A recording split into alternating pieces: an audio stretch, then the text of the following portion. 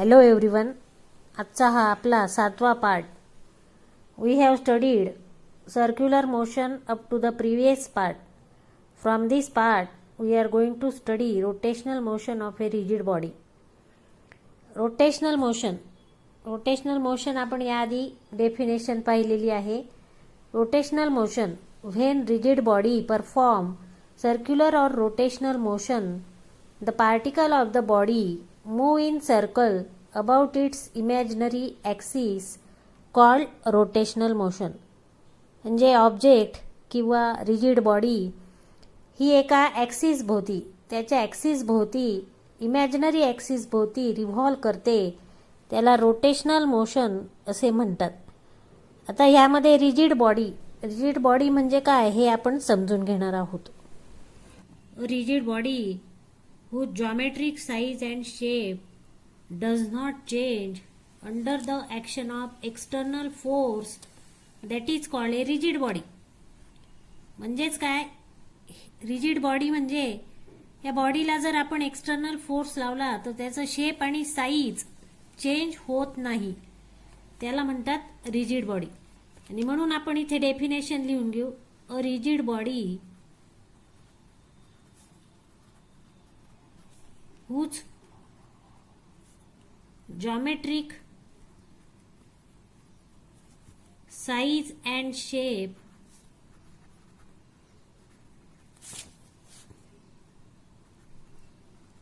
remains unchanged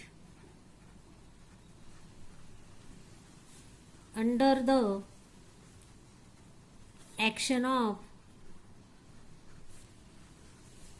external force is called as rigid body. When a rigid body perform rotational motion, the particle of the body move in a circle. म्हणजेच rigid body जेव्हा rotational motion perform करते त्यामधले particle सुद्धा जे आहे ते सर्कलमध्ये move होतात. The centre of the circle lie on a straight line.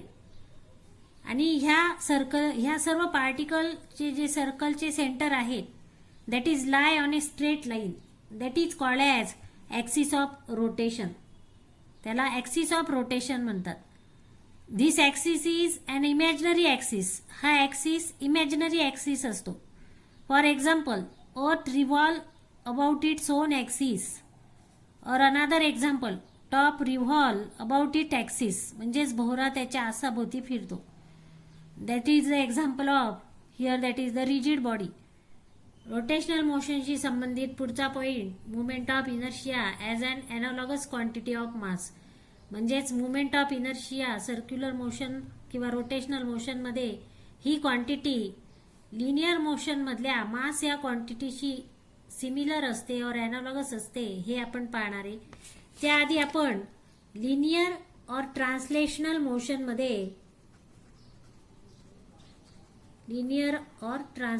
Motion आणि circular or rotational motion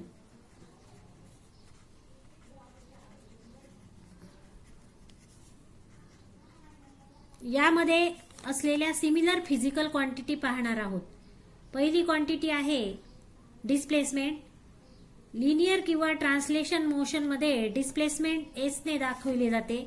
circular किंवा रोटेशनल मोशनमध्ये अँग्युलर डिस्प्लेसमेंट आपण म्हणतो, that is denoted by theta. Linear मोशनमध्ये velocity V. Here in circular or rotational motion angular velocity is omega. In linear motion acceleration denoted by A. In circular or rotational motion acceleration denoted by alpha. यामध्ये linear मोशनमध्ये आपण force apply करतो, तर circular किंवा rotational मोशनमध्ये ऑब्जेक्टला आपण torque apply करतो. लिनियर मोशनमध्ये मास ही फिजिकल क्वांटिटी, तर रोटेशनल मोशनमध्ये मुवमेंट ऑफ इनर्शिया ही क्वांटिटी. आता यामध्ये लिनियर मोशनमध्ये मास आणि रोटेशनल मोशनमध्ये movement of inertia that is denoted by I. यामध्ये मास म्हणजे काय आपल्याला माहिती आहे. मुवमेंट ऑफ इनर्शियामध्ये रोटेशनल मोशनमध्ये मुवमेंट ऑफ इनर्शिया म्हणजे काय हे आपण समजून घेणार आहोत. Movement of inertia that is denoted by MI. याचा आपण फॉर्म्युला पाहू. Here movement of inertia that is the algebraic sum of product of mass of the object and the square of perpendicular distance from the axis of rotation, that is called as moment of inertia. In translation motion, mass of the body is measure of its inertia. Inertia म्हणजे काय तर जडत्व. For example, this pen is at rest. If we apply force, then pen move from one place to other place. जर आपण त्याला force apply केला तरच pen त्याच्या एका प्लेस पासून दुसऱ्या प्लेसवर मूव्ह होईल. म्हणजेच pen can not move of its own. म्हणजेच पेन त्याचं स्वतःच मूव्ह होऊ शकणार नाही. या एक्झाम्पल मध्ये पेनला मास आहे. म्हणजेच मास हा त्याचा काय झाला इनर्शिया झाला. मग ट्रान्सलेशन मोशन मध्ये mass of the body is measure of its inertia. And in rotational motion the quantity that measure the inertia of rotational motion is called rotational inertia और मुवमेंट ऑफ इनर्शिया. तसं rotational motion मध्ये जो inertia असतो त्यालाच movement of inertia असं म्हणतात. Now here for example, if we open or close a door, suppose that this is a door and this is its hinges म्हणजेच काय जिथे डोअर अटॅच असतं that is its hinges. Suppose that this is its axis of rotation. Now if we open or close a door, we give certain angular displacement to it. म्हणजेच आपण त्या डोअरला angular displacement देतो. Angular displacement देतो तेव्हा force त्याच्या handle जवळ apply करतो आणि म्हणून डोअर इझी होतो ओपन किंवा क्लोज व्हायला. तोच फोर्स जर आपण त्याच्या हिंजेस जवळ दिला तर आपल्याला ओपन किंवा क्लोज करायला जास्त फोर्स लागेल. म्हणजेच रोटेशनल मोशन मध्ये क्वांटिटी जी आहे not only depend on mass but also distance from the axis of rotation. म्हणजेच हिंजेस पासूनचं पार्टिकलचं दारापर्यंतचं हँडलपर्यंतचं अंतर आणि तसंच डोअरचं मास यावर जी क्वांटिटी डिपेंड असते that is called as movement of inertia. An expression for the kinetic energy which is the sum of the translation kinetic energy of all the individual particles. Or here we are going to study the expression for the kinetic energy of a rotating body and also on which factor that the moment of inertia of the object depend on. हे expression आपण इथे अभ्यासणार आहे kinetic energy of A rotating body. For that consider that this is the rigid body that is rotating about an axis with a constant angular speed omega. Suppose that m be the mass of the body. Now here this body or this object consists of n number of particles having masses m1, m2, dash dash dash mn. From the axis of rotation having distance r1, R2 dash dash dash Rn. As the body rotates about its axis with a uniform speed, therefore all the particles also move with a uniform speed omega. And therefore here that the angular speed of all these particles is same, but the linear speed of this particle are different. And therefore here we are going to find the linear speed for each of the masses of the particle. And therefore here V is equal to, by the general formula of linear speed, V is equal to R omega. आपल्याला general formula माहिती linear स्पीडचा v, that is the linear speed, is equal to r. R is the perpendicular distance from the axis of rotation, and omega, that is the constant angular speed. Now here this is the general formula. Now write down that the linear speed for each of the particle, and therefore for particle of mass m1, v1 is equal to r1 omega. For particle of mass m2, v2 is equal to r2 omega. And like that, here for n number of particle, vn is equal to rn omega. Now this is the linear speed of the particle, that is different for different particle. And therefore here, because the linear speed is different for different particle, and therefore here we are going to write that is the translational kinetic energy for each of the particle.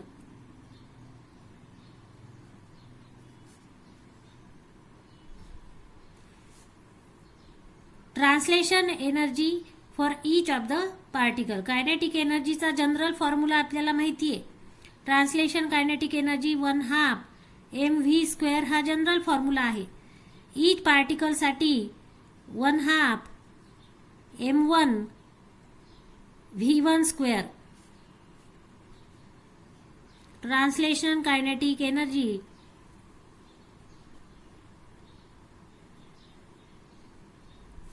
is equal to 1/2 m1 v1². Put the value of that v1 1/2. Now considering this is equation number 1, from equation 1, 1/2 m1, put the value of v1 r1² omega². For the second particle, translation kinetic energy 1/2 m2 v2² is equal to 1/2 m2 r2² omega². Similarly, for n number of particle we can write 1/2 mn rn mn/vn² is equal to 1/2 mn rn² omega². म्हणजे आपण इथे v1 ची value, v2 ची value आणि vn ची value आपल्या general फॉर्म्युल्यामध्ये, kinetic एनर्जीच्या जनरल फॉर्म्युल्यामध्ये टाकून घेतली. Now here that the rotational kinetic energy of this rigid body is equal to the algebraic sum of individual translational kinetic energy for each of the particle. Therefore here rotational kinetic energy आपण इथे लिहिणार आहे sum of all this translational kinetic energy, आणि म्हणून या सगळ्यांची बेरीज घेणार 1/2 m1 v1² plus 1/2 m2 v2² plus plus plus 1/2 mn rn², sorry mn vn². Now put the value of in terms of angular speed.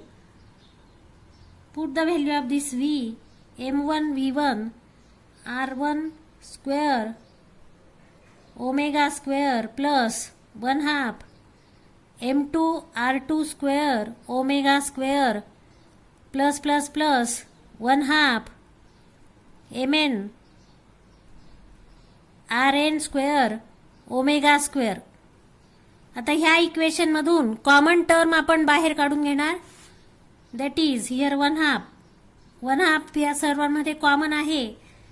ब्रॅकेटमध्ये राहिलेल्या term m1 r1² plus m2 r2² plus plus plus for n number of particle mn rn² omega² सगळ्यांमध्ये common आहे out of the bracket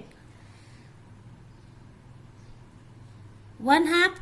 आता bracket मधल्या ज्या term आहे that is the algebraic sum of here mass and the square of perpendicular distance, and therefore here we can write for this that is the algebraic sum of I is equal to 1 to n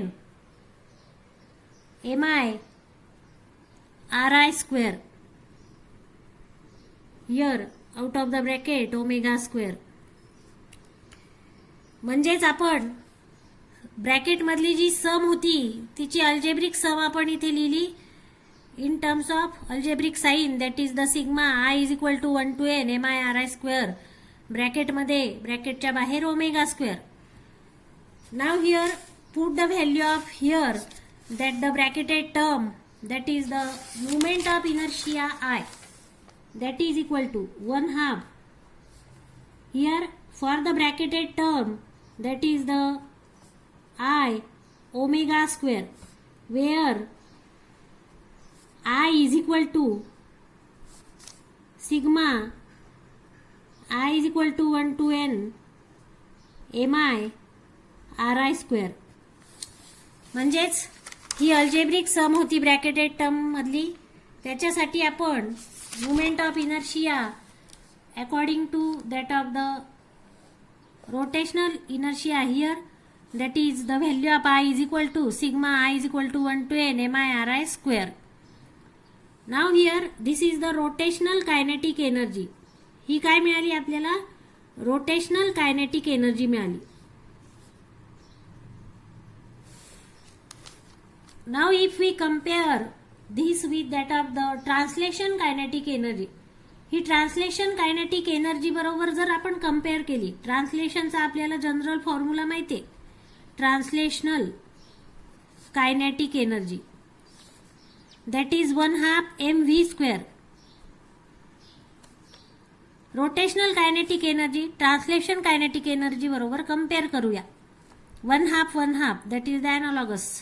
Here that I analogous, that is replaced by here m, and therefore here m is the mass of the body, that is the inertia in translation motion, and similarly therefore here that is the I, that is the moment of inertia in rotational motion, that is the rotational inertia in rotational motion, and angular speed replaces linear speed v, and therefore here that the moment of inertia of the object about the given axis of rotation is depend on individual masses and the distribution of the masses about the axis of rotation.